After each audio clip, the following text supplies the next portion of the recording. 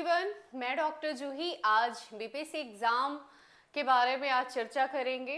BPSC exam का क्या pattern है, कैसे वो एग्ज़ाम लेती है, किन किन फेज में एग्ज़ाम लेती है, उसके बारे में आज चर्चा करेंगे। और सबसे बड़ी चीज़ कि जो 71वें एग्ज़ाम जो बच्चे देना चाहते हैं वो सबसे पहले तो सिलेबस को जाने, कैसे एग्ज़ाम हो रहा है, क्या पैटर्न है, इसके बारे में उनको जानना बहुत ज़रूरी है। जो अभी स्टार्टिंग पीरियड में है, जो बेसिक से स्टार्ट करना चाह रहे हैं वो बच्चे, उन लोगों के लिए ये वीडियो बहुत ही महत्वपूर्ण है। वो अंत तक बने रहें, तभी उनको पता चल पाएगा कि कैसे आपको तैयारी करनी है, क्योंकि अभी ही आपका टाइम है। अगर एक साल के अंदर आप ऑफिसर बनना चाहते हैं, आप बीपीएससी क्वालिफाई करना चाहते हैं, तो आपको हर एक पार्ट को समझना बहुत ही ज़रूरी है।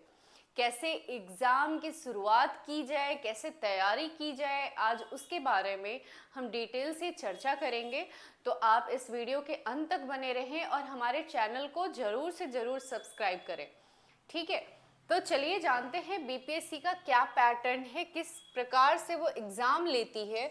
तो बीपीएससी 3 फेज में एग्ज़ाम लेती है। सबसे पहले तो पीटी लेती है, प्रिलिमिनरी टेस्ट। ये स्क्रीनिंग टेस्ट होता है स्टूडेंट्स का, ठीक है।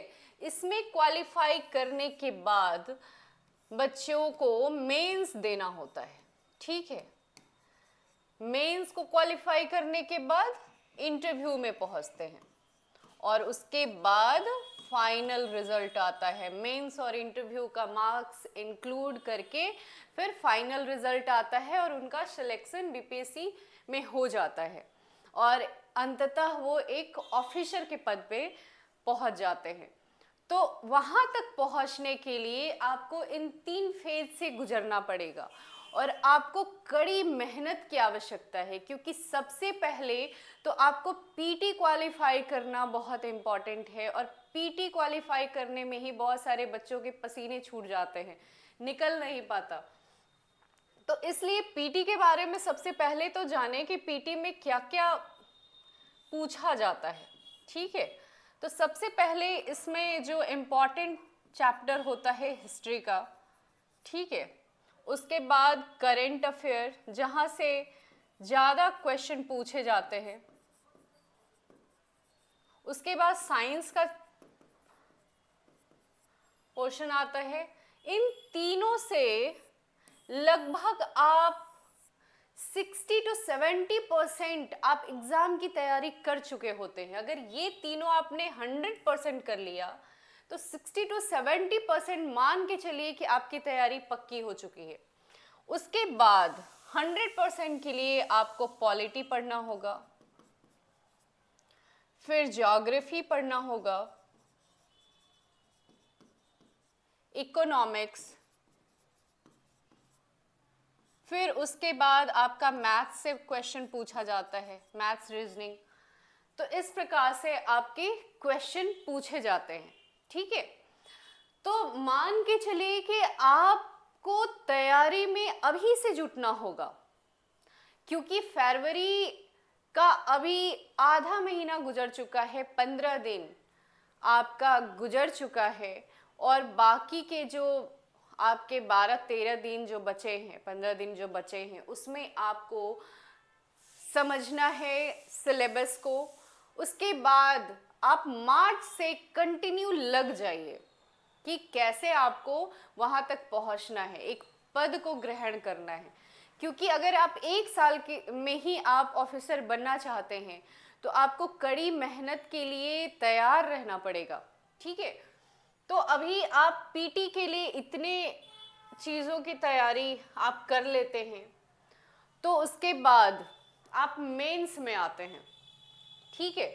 तो मेंस में भी GS1 GS2 जो बहुत ही इम्पॉर्टेंट है, फिर उसके बाद निबंध। इन 3 पेपर से आपके जो हैं GS1 GS2 और निबंध, इन तीनों से जो मार्क्स आपको मिलते हैं ये इंक्लूड होते हैं इंटरव्यू के लिए।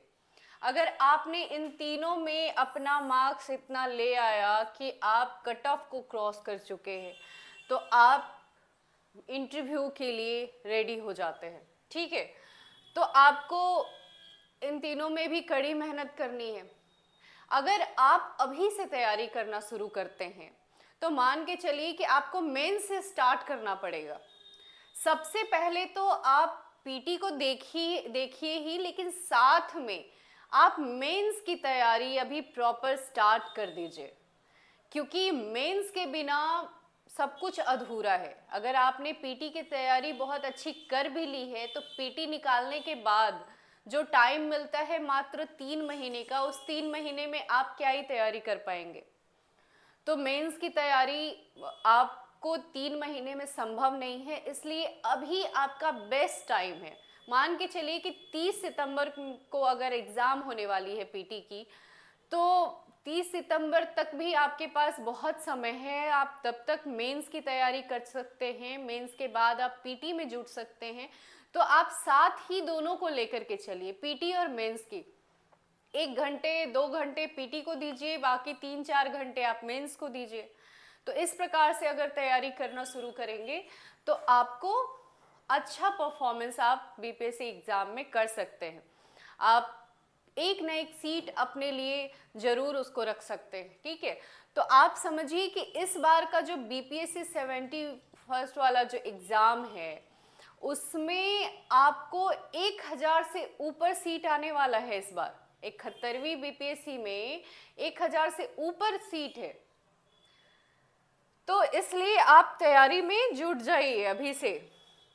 ठीक है, तो पीटी की तैयारी आपने करी, पीटी की तैयारी स्टार्ट कैसे करें? जो बेसिक, जो बच्चों को कुछ नहीं आता है, वो तैयारी कैसे शुरू करें? ठीक है, तो उसके बारे में हम जानते हैं। सबसे पहले तो पीटी में जो तैयारी स्टार्ट करने के लिए जो बच्चे शुरू करना चाहते हैं, पीटी और मेंस को दोनों को लेकर के चलते हैं। ठीक है, पीटी और मेंस को दोनों को लेकर के चलते हैं।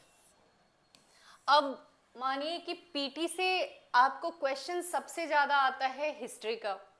ये तो आपको हिस्ट्री 100% क्लियर करना है ताकि आपके हिस्ट्री से क्वेश्चन ना छूटे। जो पोर्शन से आपको सबसे ज़्यादा क्वेश्चन आने की संभावना है, वो पोर्शन को आपको कर लेना है। तो सबसे पहले तो दोनों से, पीटी और मेंस से, एक चीज जो आपको उठाना है, वो क्या उठाना है? सिलेबस। ठीक है, और ये आपको सिलेबस को देखना ही नहीं है, घोर के पी जाना है। बिल्कुल आपके माइंड में फिट हो जाना चाहिए कि क्या सिलेबस है, कहाँ से सबसे ज़्यादा क्वेश्चन पूछे जाते हैं। आप जैसे जैसे प्रीवियस ईयर्स क्वेश्चन को आप देखेंगे, और क्वेश्चन बैंक, दूसरा एक सिलेबस और दूसरा पीवाईक्यू, प्रीवियस ईयर्स क्वेश्चन। ठीक है, प्रीवियस ईयर्स क्वेश्चन को आप लीजिए और पूरा आप अच्छे से रीड कीजिए। सिलेबस को बिल्कुल रट लीजिए। आप कौन कौन सा सिलेबस का पार्ट है उसको आप अपने टेबल पे चिपका लीजिए। सामने जहाँ पे स्टडी टेबल है वहाँ पे नोटिस बोर्ड पे चिपका लीजिए, ताकि आपको हमेशा सिलेबस ध्यान में रहे कि यहाँ से क्वेश्चन पूछे जाते हैं। कहीं भी आप न्यूज़पेपर उठा रहे हैं तो वहाँ पे आप अंडरलाइन कर लीजिए कि ये कौन सा GS 1 का है, GS 2 का है, उसको अंडरलाइन कीजिए और उसको नोट डाउन कर लीजिए। तो इस तरीके से आपको तैयारी शुरू करनी है।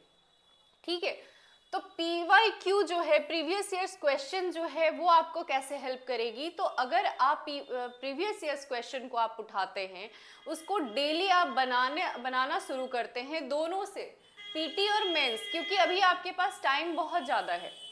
पीटी और मेंस से अगर तैयारी शुरू करना आपने चालू कर दिया है, तो दोनों का क्वेश्चन उठाइए और एक जो आपका 1 ईयर का क्वेश्चन है उसको बना लीजिए। मेंस का आप उठाइए हिस्ट्री का पोर्शन, कि हिस्ट्री से कैसे कैसे क्वेश्चन पूछे जाते हैं। फिर उसको आप बनाइए नहीं, समझिए, क्योंकि अभी आपके पास नॉलेज नहीं है, कंटेंट नहीं है, तो अभी आप आंसर नहीं कर पाएंगे।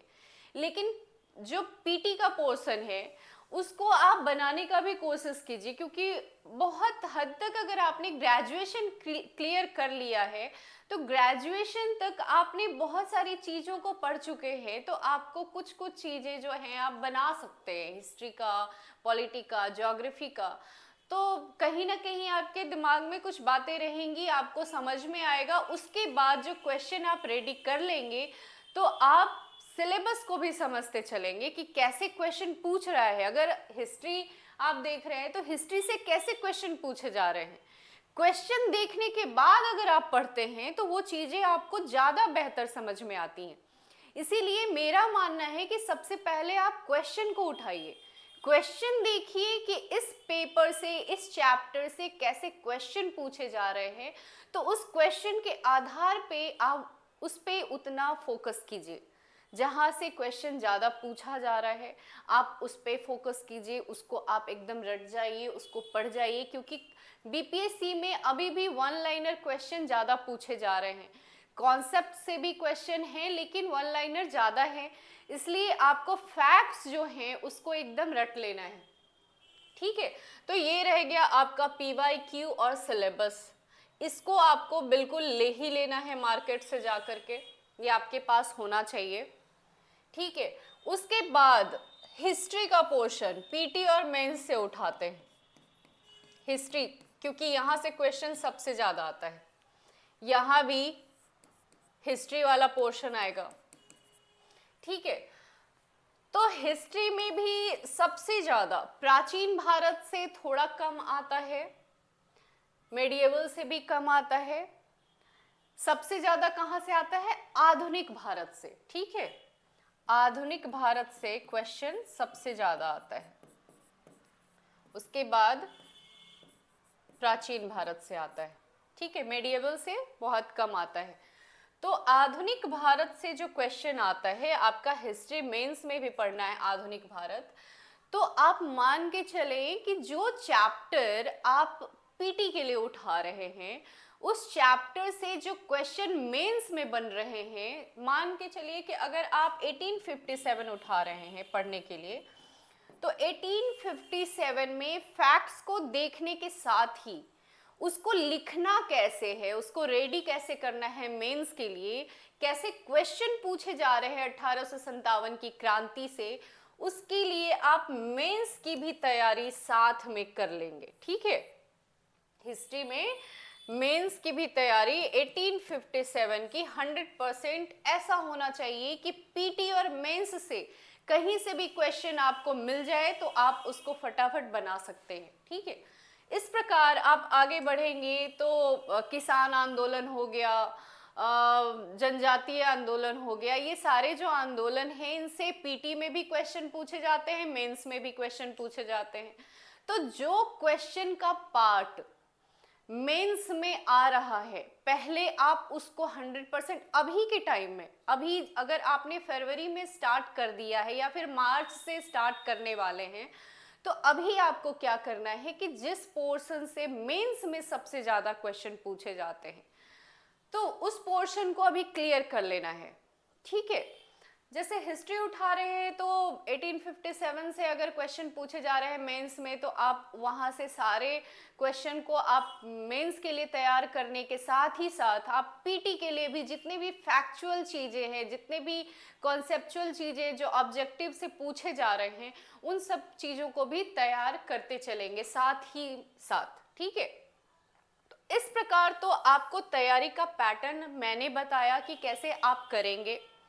करेंट अफेयर भी आप अभी उन सारे करेंट्स को ध्यान देंगे जिससे आपको मेंस में ज़्यादा क्वेश्चन पूछे जाते हैं। और रटने वाली चीज़ें जो हैं करेंट अफेयर का, अभी शुरुआत करें करेंट अफेयर्स का, तो एक मैगजीन लें, मैगजीन जो आपके लिए हेल्पफुल रहेगा। चाहे आप किसी भी कोचिंग इंस्टीट्यूट का आप प्रेफर करें, बहुत लोग होते हैं दृष्टि आईएएस का प्रेफर करते हैं, विजन आईएएस का प्रेफर करते हैं, तो कोई भी एक मैगजीन उसको आप हर मंथ में लेंगे, जो आपको सही लगता है पढ़ने में, जो आपके लिए सुटेबल है। मैं ये नहीं कहूँगी कि आप यही लें, क्योंकि हर एक बच्चों का अपना पढ़ने का स्टाइल होता है, समझने का स्टाइल होता है, वो कितना समझ सकते हैं। क्योंकि जो मैगजीन्स होते हैं, कुछ बच्चों को समझ में आता है, कुछ को नहीं समझ में आता है, तो वो अपने तरीके से उठा सकते हैं कि कौन सा मैगजीन समझ में आता है। लेकिन ध्यान देना है कि वही मैगजीन आप पूरा इंटरव्यू तक आप पढ़ेंगे उसको, ठीक है। तो जो मैगजीन आप उठा रहे हैं उसको आप हर महीने का 100% हर पार्ट को क्लियर करेंगे, रीडिंग करेंगे, और समझने के साथ ही उससे जो क्वेश्चन पूछे जा रहे हैं पहले और अभी पूछने की संभावना बन रही है आपको, क्योंकि प्रीवियस ईयर्स क्वेश्चन देखने के बाद आपको क्लिक करने लगेगा कि यहाँ से क्वेश्चन बन सकता है, तो उसको आपको मेंस के लिए नोट डाउन करते जाना है, प्लस साथ ही साथ लिखने का भी प्रयास करना है। तो ये करना है। दूसरा, आप डेली न्यूज़पेपर लें, हिंदी के स्टूडेंट हो या फिर अंग्रेजी के स्टूडेंट हो, इंग्लिश मीडियम के, दोनों ही हिंदी न्यूज़पेपर लेंगे और न्यूज़पेपर डेली पढ़ने का कोशिश करें। डेली न्यूज़ क्या आ रहा है, फालतू बकवास न्यूज़ पढ़ने की ज़रूरत नहीं है। जो क्वेश्चन आपको पूछे जा रहे हैं आप उस पर फोकस करें।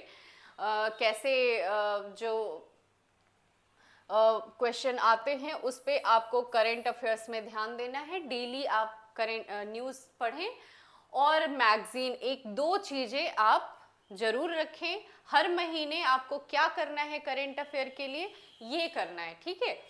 और दूसरा कि पीटी और मेंस की तैयारी साथ में करने का तरीका ये है कि अगर आपने हिस्ट्री उठाया है तो उस चैप्टर को पहले करें जिससे मेंस में क्वेश्चन पूछे जाते हैं, और जो 2 घंटे आपने टाइम रखा है पढ़ने के लिए सिर्फ और सिर्फ पीटी का, तो उस पार्ट को उठाइए जहाँ से फैक्चुअल डाटा, जैसे रटने की जहाँ पे ज़्यादा ज़रूरत है, ठीक है, तो उसको आप पहले रटने का प्रयास करें।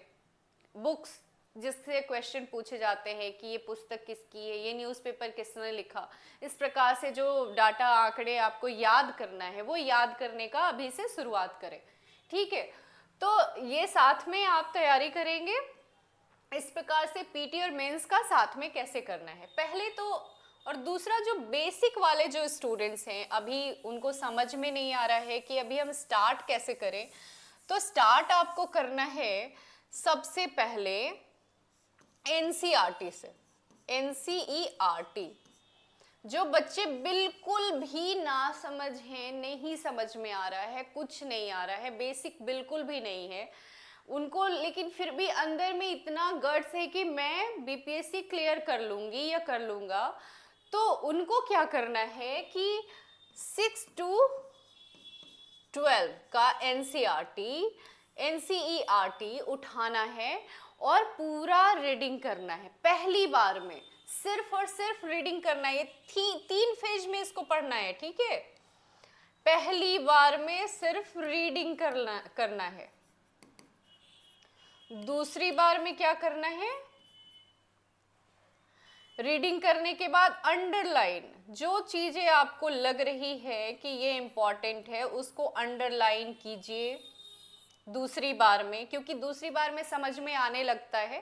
पहली बार में रीडिंग कर रहे हैं आपको समझ में नहीं आएगा कि क्या पढ़ना है क्या छोड़ना है। दूसरी बार में आपको समझ में आने लगता है कि क्या इम्पॉर्टेंट है, ठीक है, तो उसको अंडरलाइन करते जाइए। तीसरी फेज में आपको समझ में आ जाएगा कि आपको क्या रटना है और कितनी चीज़ें हम 2 फेज में आप जब पढ़ाई स्टार्ट करेंगे पढ़ेंगे तो बहुत सारी चीज़ें याद भी हो जाएंगी, कॉन्सेप्ट क्लियर हो जाएंगी। तीसरे फेज में जो चीज़ें आपकी बच चुकी हैं उसको रट जाइए। आपको लग रहा है कि यहाँ पे ये मतलब ज़्यादा रटने की ज़रूरत है तो उसको रट जाइए, बिल्कुल ठीक है। और रिवीजन मान के चलिए, तीसरे फेज में रिवीजन की ज़रूरत है, ठीक है। तो इस प्रकार से आप एनसीईआरटी को क्लियर कीजिए।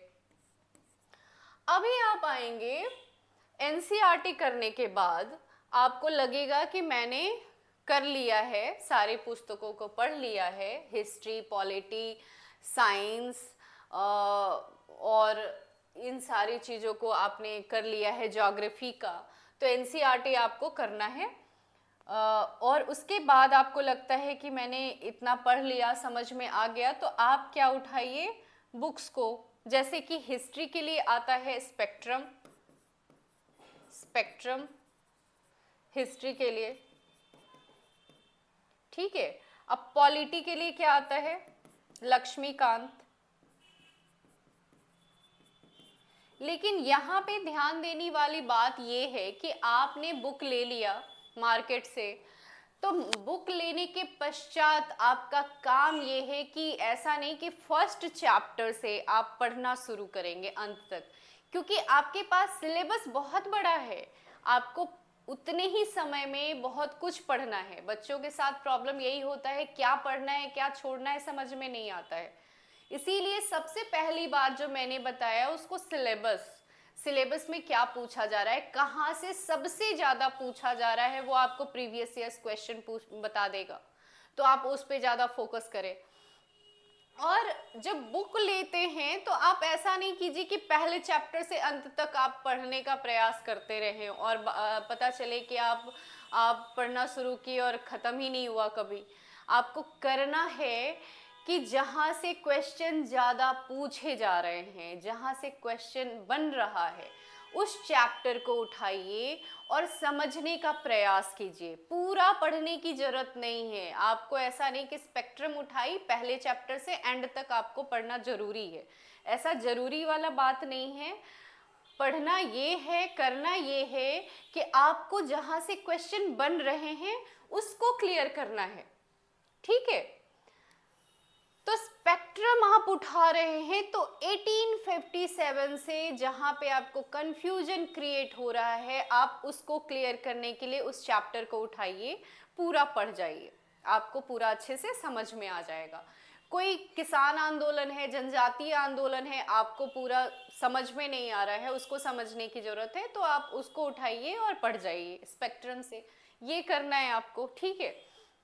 अभी ऐसे ही आप लक्ष्मीकांत में आएंगे, क्योंकि बहुत मोटी बुक है, आप पढ़ना शुरू करेंगे, आप पढ़ नहीं पाएंगे, आप बोर फील करेंगे, फिर अंततः ये होगा कि साल 2 साल के चक्कर में फंसते चले जाएंगे।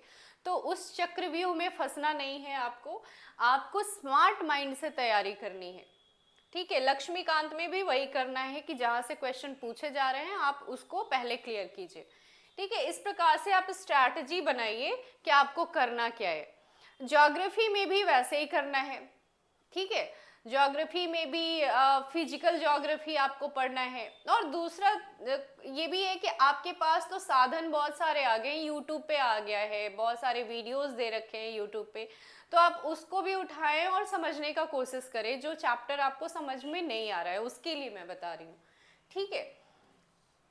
आपको जो ज्योग्राफी का पेपर है, ज्योग्राफी के लिए एनसीईआरटी तो इनफ है, एनसीईआरटी को पढ़िए, समझ में आएगा। फिर फिजिकल ज्योग्राफी के लिए आप सविंदर सिंह की पुस्तक ले सकते हैं, उससे आपको समझ बेहतर होगी, क्योंकि फिजिकल ज्योग्राफी थोड़ा सा टफ हो जाता है बच्चों के लिए, तो उसको आप क्लियर करें। बाकी उसके लिए आप यूट्यूब वीडियो का सहारा ले सकते हैं। इकोनॉमिक्स के लिए भी जो बजट का पेपर है, बजट का चैप्टर है, उसको अच्छे से करने की ज़रूरत है, क्योंकि क्वेश्चन बनते हैं वहाँ से, तो आपके मेंस में भी क्वेश्चन बनते हैं। तो इस प्रकार से आप स्ट्रैटेजी बना करके तैयारी करें, और आप इस तरीके से पढ़ाई करेंगे तो मुझे लगता है कि 71 का जो आपका एग्ज़ाम होने वाला है आप ज़रूर क्लियर करेंगे, ठीक है। तो करेंट अफेयर के लिए इतना करना है, हिस्ट्री, पॉलिटी, फिर एक आता है साइंस, साइंस से क्वेश्चन ज़्यादा पूछे जाते हैं, ठीक है। पीटी में, पीटी में साइंस में भी बायोलॉजी से क्वेश्चन इधर ज़्यादा आ रहा है, ठीक है। तो इसके लिए आपको एनसीईआरटी का पूरा कर लीजिए, एनसीईआरटी कीजिए, और एनसीईआरटी करने के बाद आपको करना क्या है, इसके लिए जो घटना चक्र आता है, घटना चक्र को पूरा बना जाइए, ठीक है। घटना चक्र में जितने भी क्वेश्चन आते हैं उसको कीजिए, एनसीईआरटी में जितने फैक्ट्स दिए हुए हैं उसको करने का कोशिश कीजिए, बनाने का कोशिश कीजिए। तो इसमें जो फिजिक्स और केमिस्ट्री भी आता है, फिजिक्स और केमिस्ट्री साइंस से, तो उसको आप करने का प्रयास करें एनसीईआरटी प्लस साथ में घटना चक्र बनाते चले, उसको फिर प्रीवियस ईयर्स क्वेश्चन को बनाते चलें, तो मुझे लगता है कि लगभग 70-80% आपका क्लियर हो जाएगा। और साथ में रिवीजन मस्ट है। आप किसी भी चैप्टर को पढ़ रहे हैं, रिवीजन नहीं कर रहे हैं, तो वो भी आपके लिए बहुत नुकसानदेह हो सकता है, क्योंकि 1 महीने के बाद ऐसा लगेगा कि वो पेपर मैंने पढ़ा और मैं भूल गई। तो उसके लिए हर वीक में एक दिन ऐसा बनाइए कि जो मैंने पढ़ा उसको रिवीजन कर ले। आप नोट डाउन करते चलें कि कौन सा पार्ट मुझे ज़्यादा रिवीजन करने की ज़रूरत है, तो उसको आप रिवीजन करते रहें, ताकि आपको वो चैप्टर जो आपने पढ़ा है वो कंटिन्यू बना रहे। आपको उसके लिए फिर से दुगनी मेहनत करने की ज़रूरत नहीं पड़े, फिर से दोबारा पढ़ने की ज़रूरत ना पड़े। इसके लिए आप रिवीजन करते रहिए। हर वीक में हर डे ऐसा बनाइए कि पिछले डे में जो मैंने पढ़ा वो आज मुझे किस टाइम में रिवीजन करना है। तो एक तैयारी आपको करना पड़ेगा मैनेजमेंट के साथ, ठीक है। तो ये करने के बाद आपने इतना कर लिया, एनसीईआरटी कर लिया, फिर जो पुस्तकें हैं उनको कर लिया, और उसके बाद आपको लग रहा है कि अब मैंने इतना कर लिया, उसके बाद एग्ज़ाम में क्लियर कर पाऊंगी या नहीं, तो उसकी पॉलिशिंग के लिए आपको क्या करना है? पॉलिशिंग के लिए आपको करना है कि आप क्वेश्चन आंसर बनाने का तैयार करें। क्वेश्चन आंसर डेली प्रैक्टिस करें, डेली प्रैक्टिस, ठीक है। आप जितना डेली प्रैक्टिस करेंगे उतना ही पॉलिश आपका होता जाएगा। जितने आपने ज्ञान अर्जन किया है, जितने कंटेंट्स आपने अपने अंदर बना लिया है, वो सारे जो चीज़ें हैं उसको बाहर निकालने के लिए क्या तरीका है? क्वेश्चन आंसर, मेंस का क्वेश्चन आंसर, पीटी का क्वेश्चन आंसर, अधिक से अधिक आप टाइम दें क्वेश्चन आंसर पे, क्योंकि आप जितना प्रैक्टिस करेंगे उतना ही ज़्यादा आप अच्छा कर पाएंगे, और अच्छा करेंगे तो आपका रैंक इम्प्रूव हो पाएगा। आप मेंस में इतना अच्छा कर लें, आप पीटी तो क्वालिफाइंग होता है, उसका मार्क्स जुड़ता नहीं है, लेकिन मेंस में आपको इतना अच्छा करना है कि इंटरव्यू में थोड़ा कम भी रह जाए तो आप एक अच्छे रैंक पे पहुंच सके, ठीक है। एक पद आपको जरूर मिल जाए, एक सीट आपके लिए बनी रहे। तो वो एक सीट बनाने के लिए आपको तैयारी करनी है, और साथ में प्रैक्टिस करना है, रिवीजन करना है। रिवीजन पे ज़्यादा फोकस करें। बिना रिवीजन के बहुत सारे बच्चे बाद में इतना पढ़ लेते हैं, बाद में कहते हैं यार मैंने इतनी पढ़ाई करी फिर एग्ज़ाम क्लियर कैसे नहीं हुआ।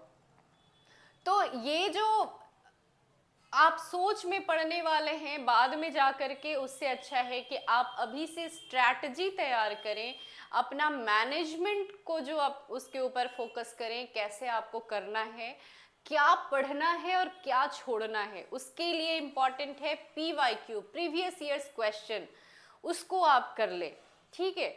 तो ये आपका पैटर्न है आपके बीपीएससी का, और बीपीएससी एग्ज़ाम हर साल ले रही है, और उसको अगर आपको क्लियर करना है तो मेहनत के साथ जुट जाइए, अभी से जुट जाइए। अगर आप 71वीं देना चाहते हैं तो अभी से आपको जुटना पड़ेगा, आपको लगना पड़ेगा, ठीक है।